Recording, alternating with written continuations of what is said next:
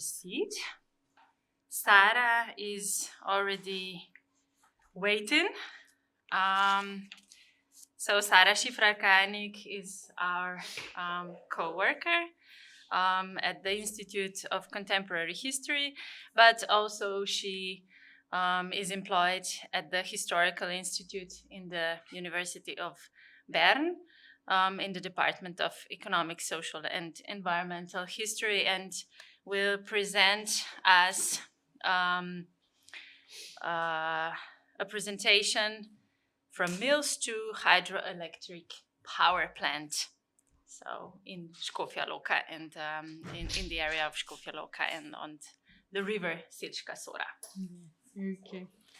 So thank you, Anja. Yeah, for those who do not know me, my name is Sara Šifrar Krajnik, and today I will represent you the presentation with the title From Mills to Hydroelectric Power Plant, the continuity of the exploitation of river Selška Sora in the area of Škofja Loka. The presentation I will be giving today is related to my dissertation, which is being written as part of a research project entitled Reservoirs and Resettlement Policy in the Alpine Region After 1918, between participation and marginalization of peripheral societies at the University in Bern. So, for introduction, a few words about energy. Energy is the engine of the world, and its provision is one of the most central and important processes in modern societies and economics. In order to be able to use energy, it must be first converted, which requires the availability of energy resources in sufficient quantities that can be used in nature, as well as suitable processes for extracting the chosen energy source. Energy resources are both a driving force and a consequence of technological progress, and the introduction of new energy sources is the result of the scientific and technological revolution or the fundamental innovative and applied processes in the development of technology in the 19th and 20th century. In terms of energy supply, a distinction is made between pre-modern or economically traditional societies and modern industrial societies, with the dividing line being the industrial age, in which the structure of energy supply changed. So, as far as the preserved archival material is concerned, today's representation will take us back to the second half of the 19th century, when uniform municipalities were introduced in the Škofja Loka area as part of the Austrian-Hungarian monarchy. In 1869, 9 municipalities were formed in this area, including, as we can see, the municipality of Škofja Loka and Stara Loka, so Alten Lag. Those two municipalities belong to the Škofja Loka judicial district, which was part of the Kran District Board. And if we go now further on to Škofja Loka, you can see on this postcard also the Selška Sora river. So water has always been an important to people. Its energy is one of the first renewable sources. Man has harnessed the water power of rivers and streams to drive the machines and devices that served him in his daily work, in the production of material basis of life, in the production of food and other things. And if I quote, do you see? Oh my god.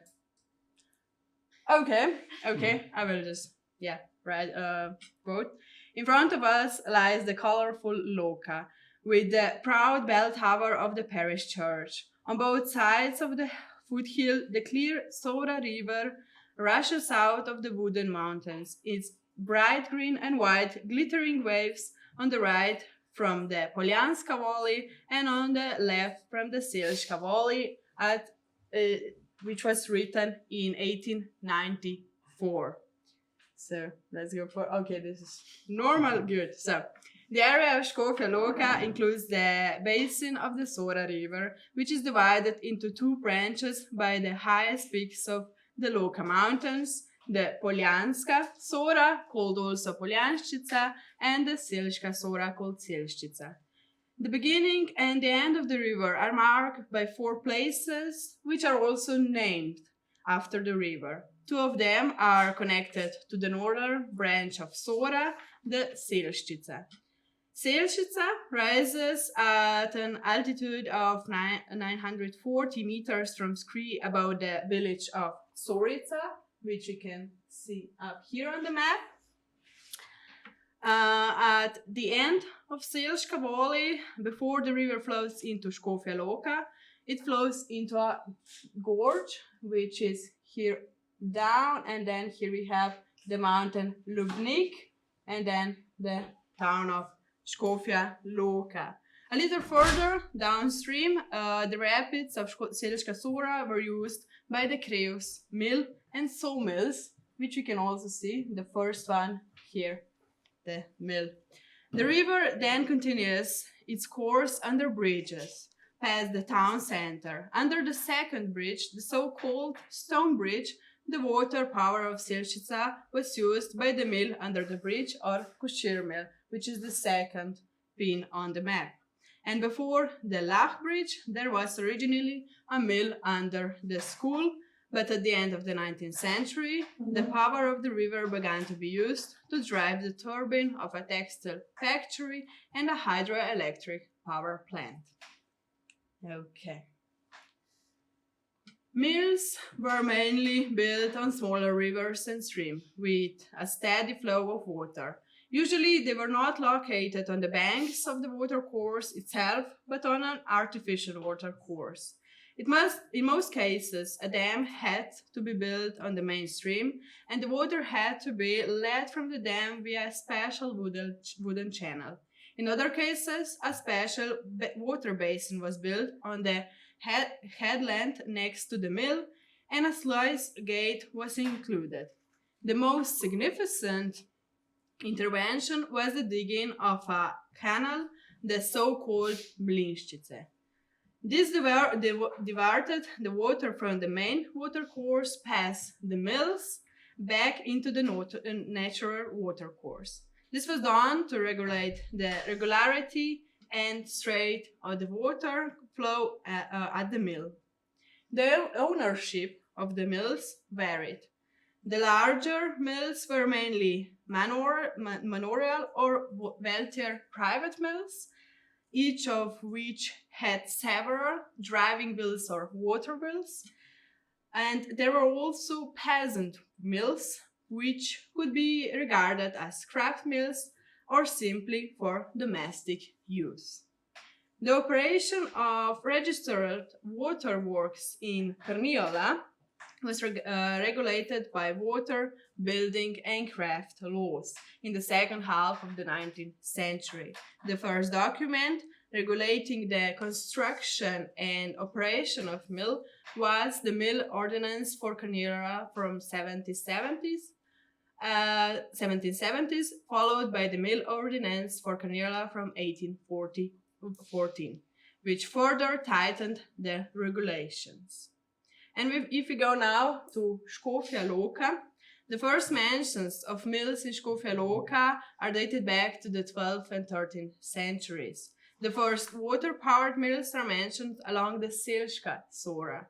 Those include the Kreus mill, which was first mentioned in 1231, and we can also see a picture of the mill, and the Košir mill, which was mentioned in 1309. Both mills were located in the suburbs of Škofja Loka. If we go to the first case, the Kreus mill and sawmills were located in the area of Selška Sora, which is called the Venice of Loka by the locals because of its nature. We can also see a postcard of Venice of Loka where the mill was located. The family name of the house was Kreus, and the description from 1840 shows that next to the brick house there was also a brick mill on the plot which you can see here, on the plot 15/2. So we can see the mill was located here. And of course on the left bank of Selška Sora. We go a bit back.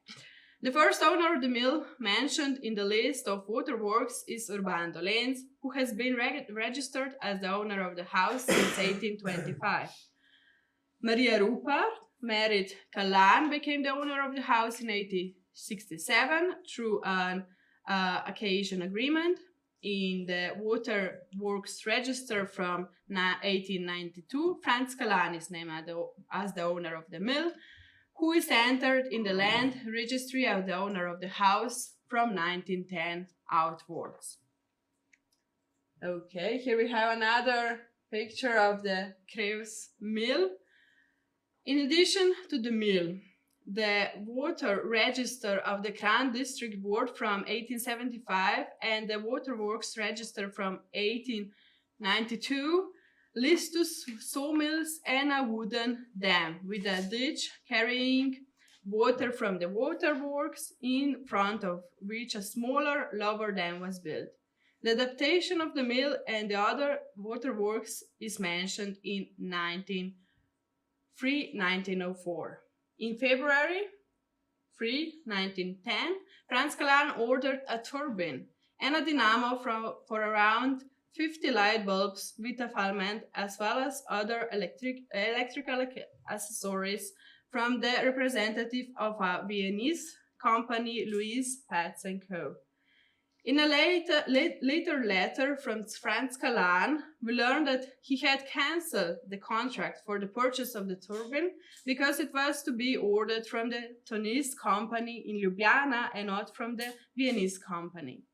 In the lawyer's letter, however, the reason given was that he had ordered the turbine hastily and would only buy the dynamo from the Viennese company. The turbine in Francis Kallan's mill is not mentioned again in the sources until 1925, when the owner is said to have built a new mill with a turbine drive.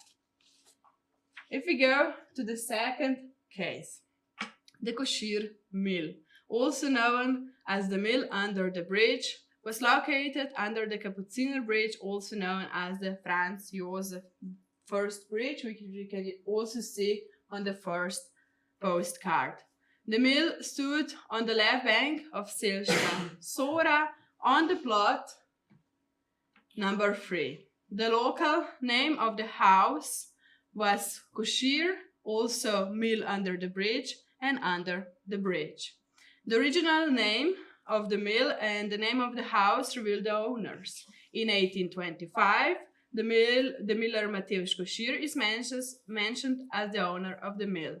In 1844, the owner is named Lorenz Košir, and in 1894, Josef Košir, both from whom are listed as millers. In the water register of the Kran District Board from 1875 and on the plan of the mill, so we can see here the plan of the mill from 1889, we can also see a wooden dam in front of the mill. In this context, the sources state that Josef Košir's wife had the electricity system and a dynamo installed in the mill in March 1915, as Josef had been called up to the army. In 1924, water register lists an electric motor in the mill, which is said to have been used by the owners for the house lighting. And if we go now to the last case, the mill under the school. The last case I would like to present is the so-called mill under the school.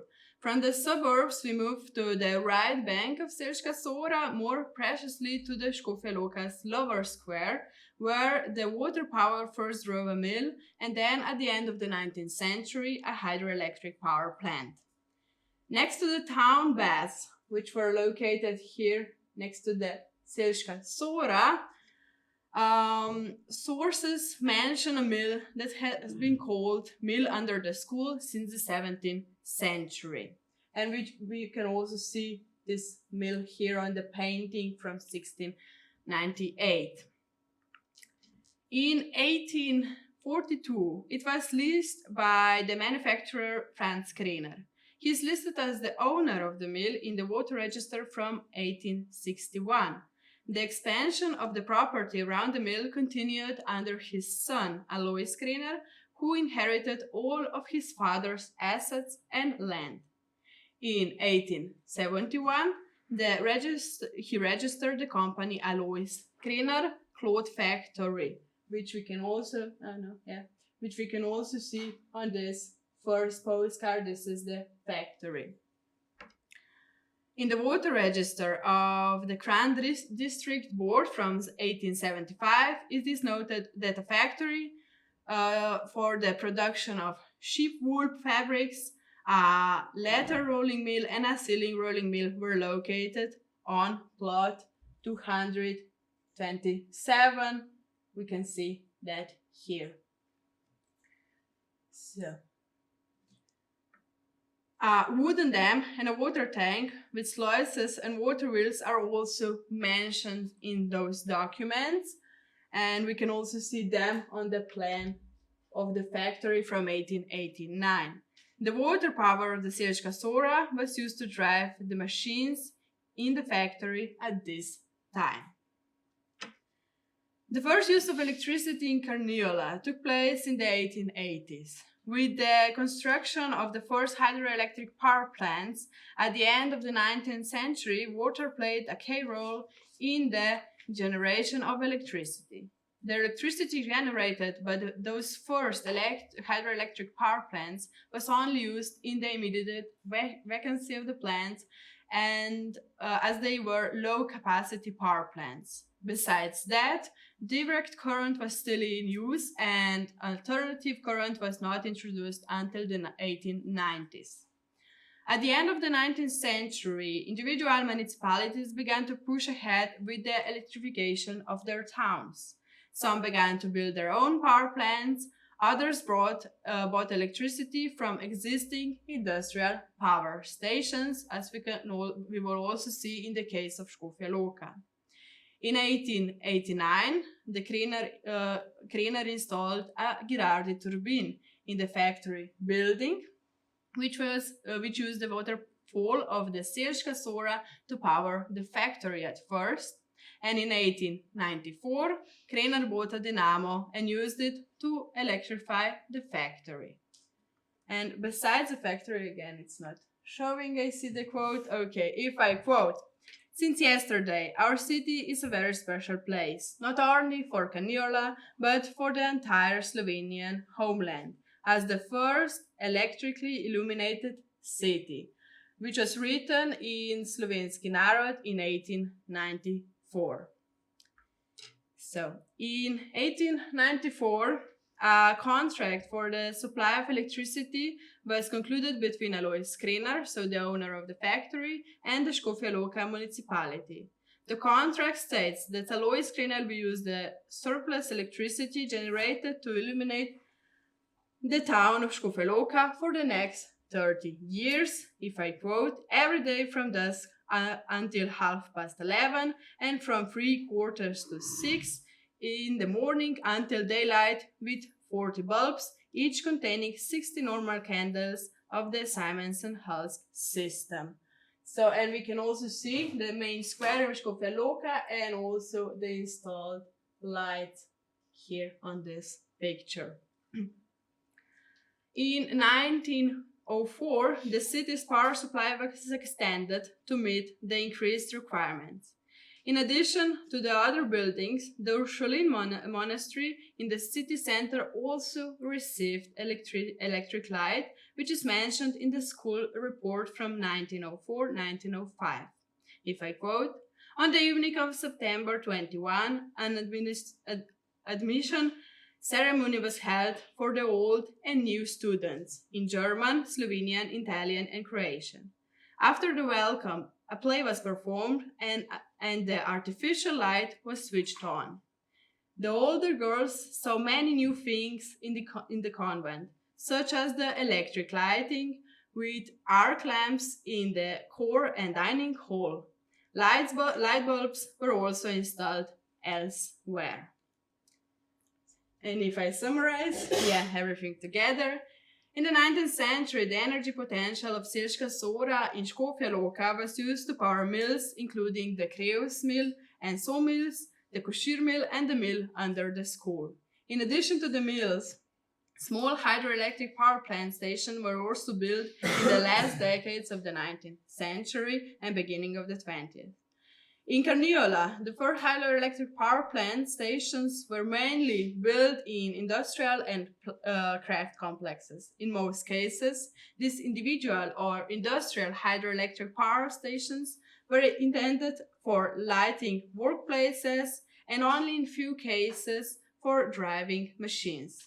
The founders were mainly mill and sawmill owners, as well as owners of textile, iron, and wooden processing companies. They used electricity to light their own outbuildings and in some cases even to light their homes. Electricity was also present in 3 cases we saw today. In the first 2 cases, the Kreuz and Košir mill, the equation of a dynamo and a turbine dates back to the first decades of the 20th century. In this way, these two mills began to utilize the energy potential of Selška Sora, not only for power their water wheels, but also to electrify their own outbuildings and living quarters. In the 1870s, a factory was put into operation next to the mill below the school, next to Selška Sora. The Selška Sora in this case was first used to drive the machines of the factory, and in the last decade of the 19th century, with the purchase of a turbine and later a dynamo, the gradient of the water of the Selška Sora was used to electrify the factory building and from 1894 the town center of Škofje Loke. So these are the sources, and thank you.